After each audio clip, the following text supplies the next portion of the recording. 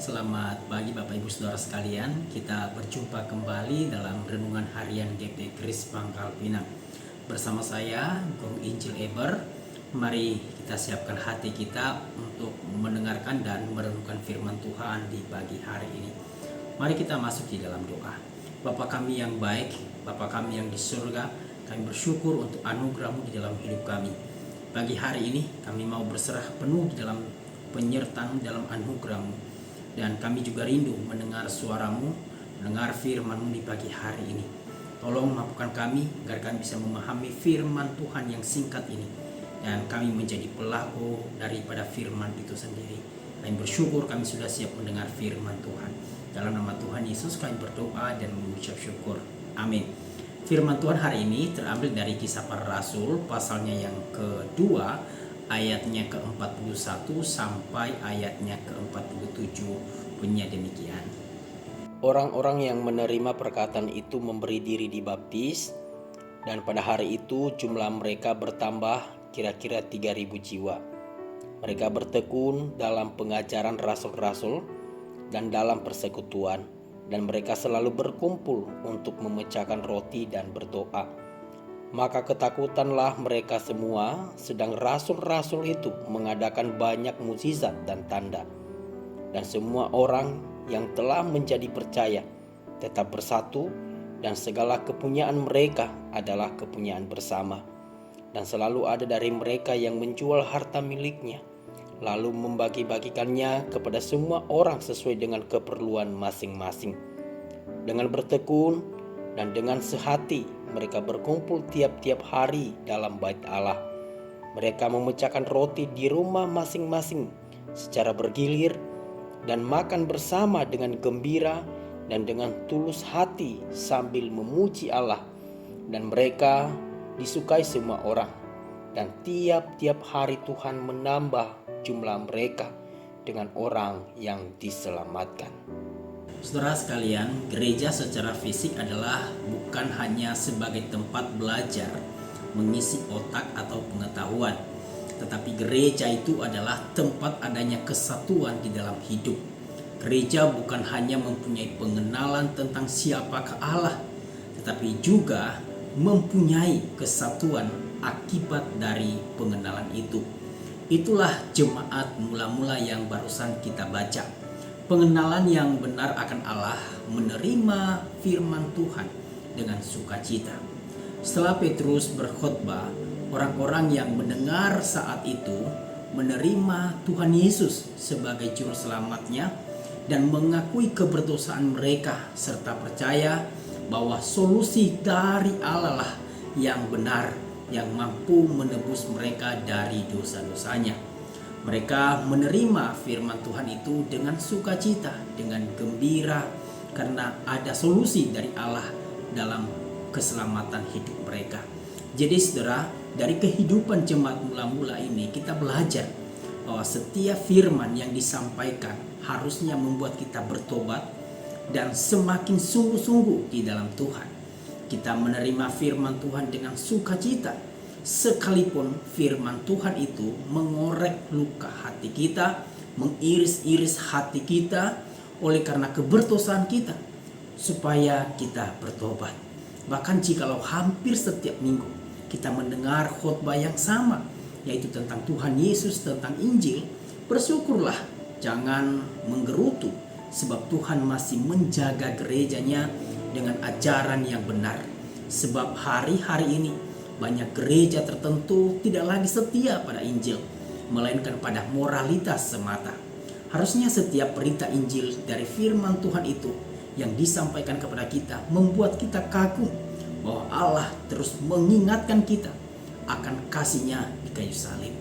Saudara sekalian yang dikasihi oleh Tuhan, ketika jemaat mula-mula melihat perbuatan yang menakjubkan dan tanda-tanda yang dilakukan oleh para rasul pada saat itu, mereka menjadi takut akan Allah dan kagum kepada apa yang Ia kerjakan. Ketika Allah menyatakan kemuliaan-Nya, manusia tidak mungkin tetap berdiri dengan kekuatan kakinya. Manusia akan sujud karena tidak tahan dengan kemuliaan yang dinyatakan oleh Allah. Demikian juga pengenalan kita akan Allah akan membuat kita makin menyadari kemuliaannya. Dan kemuliaan itu pasti akan membuat kita sujud kepada Allah dan takut akan Dia dengan perasaan kagum dan gentar. Kita sebagai orang percaya harus mempunyai perasaan-perasaan ini. Orang yang seumur hidupnya tidak mempunyai perasaan takut akan Tuhan, pasti orang ini bukanlah milik Tuhan dan tidak mungkin pernah mengenal Allah yang kita kenal. Orang yang seumur hidupnya sampai hari ini tidak pernah mempunyai perasaan kagum kepada Allah, pastilah orang ini belum mengenal Allah, bukan milik Allah. Alkitab menyatakan perbuatan-perbuatan besar yang dari Allah, penuh kuasa dan mulia. Apakah reaksi kita ketika itu semua dinyatakan kepada kita? Adakah perasaan kagum? Adakah perasaan hormat? Adakah perasaan takut dan gentar? Jika kita dapat digentarkan oleh suara petir dan kedahsyatan sambarannya, bagaimana mungkin kita tidak gentar kepada Dia yang menciptakan badai dan halilintar?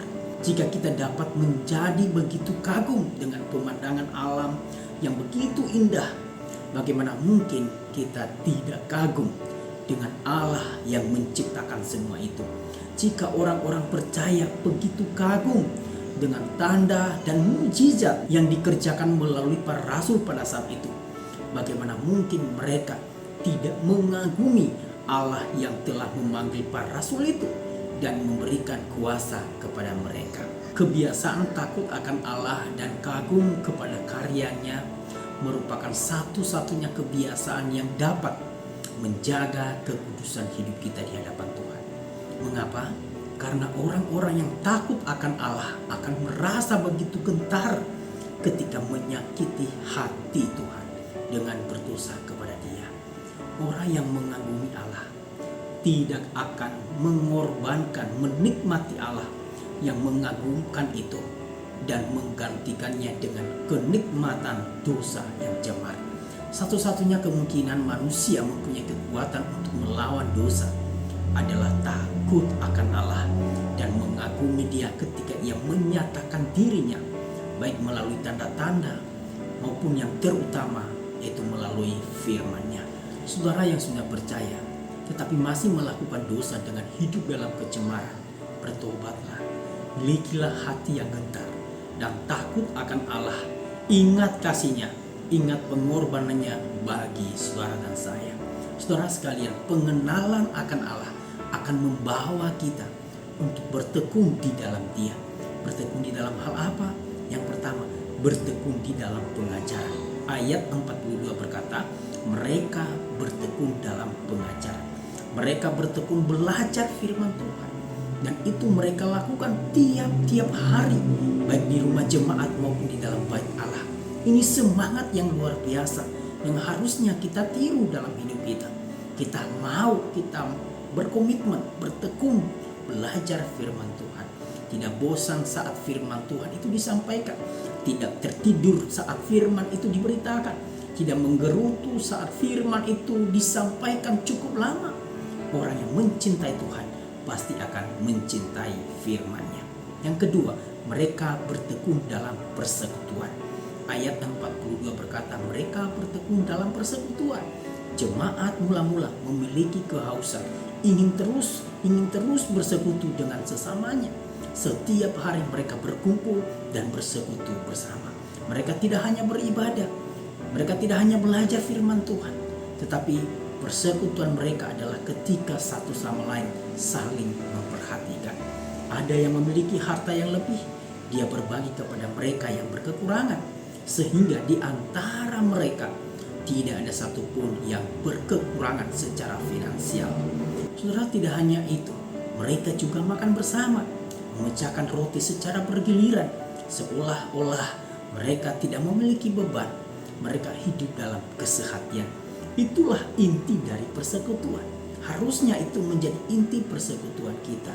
Saudara yang dikasihi oleh Tuhan, kita melihat ya hari ini, termasuk di gereja kita, persekutuan sudah tidak menarik lagi bagi mereka yang percaya. Banyak orang percaya yang eksklusif, menutup diri dari sesama orang Kristen lainnya. Kita perlu belajar dari jemaat mula-mula ini. Kita harusnya memiliki kehausan yang dalam terhadap persekutuan seperti mereka ini. Berbagai hal kita lakukan dalam persekutuan. Misalnya kita belajar firman Tuhan, kita ngopi bersama, makan bersama, memperhatikan satu sama lain, dan lain sebagainya. Banyak hal yang bisa kita lakukan. Banyak hal yang kita perlukan, yang kita lakukan dalam persekutuan. Persekutuan bukanlah sebuah beban, tetapi salah satu bukti saudara dan saya mengenal Tuhan dan firman-Nya.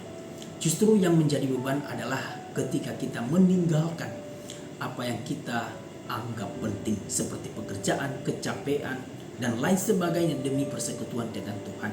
Kita harus menanggalkan semua beban itu supaya saudara bisa memberi diri dan ikut dalam persekutuan dengan sesama orang percaya. Dan yang ketiga adalah bertekun dalam doa. Perkumpulan jemaat mula-mula kita saksikan, kita lihat mereka bertekun dalam doa, memohon pertolongan dari Tuhan supaya mereka bisa menjadi saksi bagi orang lain. Mereka berdoa supaya Tuhan tolong mereka dan memberi mereka kekuatan ketika mereka menghadapi situasi-situasi yang sulit, intimidasi dari lingkungan mereka berada. Mereka sadar bahwa kekuatan sejati hanya ada ketika mereka bertelut lutut dan bersandar kepada Tuhan melalui doa. Mereka selingi dengan puji-pujian kepada Allah, memuji Allah dengan pujian-pujian yang indah. Dan apa yang mereka lakukan itu membuat orang lain yang belum percaya menyukai mereka, dan akhirnya mereka bisa percaya kepada Allah. Saudara, kita harus belajar dari jemaat mula-mula supaya kita memiliki perbedaan sebagai orang-orang yang sudah mengenal Allah, dan orang-orang yang belum mengenal Allah bisa mengenal Allah melalui hidup kita. Kiranya firman Tuhan ini memberkati dan menolong hidup kita di sepanjang hari ini. Amin. Tuhan Yesus memberkati.